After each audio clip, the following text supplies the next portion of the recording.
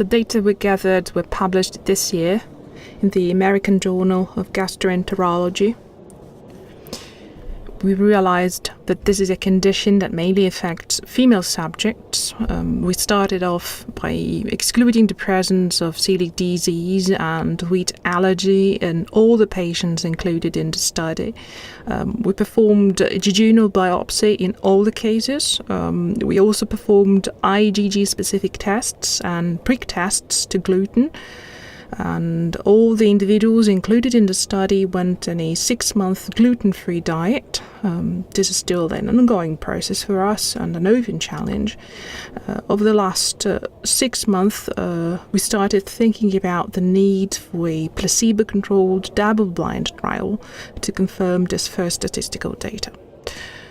Abdominal pain, bloating, diarrhea, constipation after stomatitis.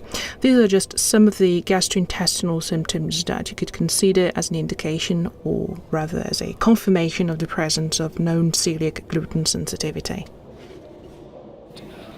As regards jejunal strictures in Crohn's disease, we can make a distinction between the so-called primitive strictures, recurrence after surgery, anastomotic strictures without recurrence.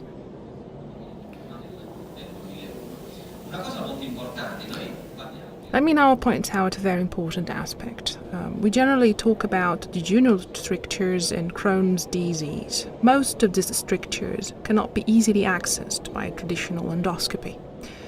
In general, you would have to use either a single balloon endoscopy technique or a double balloon endoscopy technique to access such. When you have clear symptoms, you have to carefully examine the small bowel to exclude the presence of other strictures. You need to select the endoscope according to the size of the area, and you need to use X-ray. You cannot perform this examination without any radiological support. For most of these strictures, you have no possible access if you only use the endoscope. You need to prepare the site before injecting the contrast fluid. A rigid endoscope is desirable. Only then can you start with the dilation.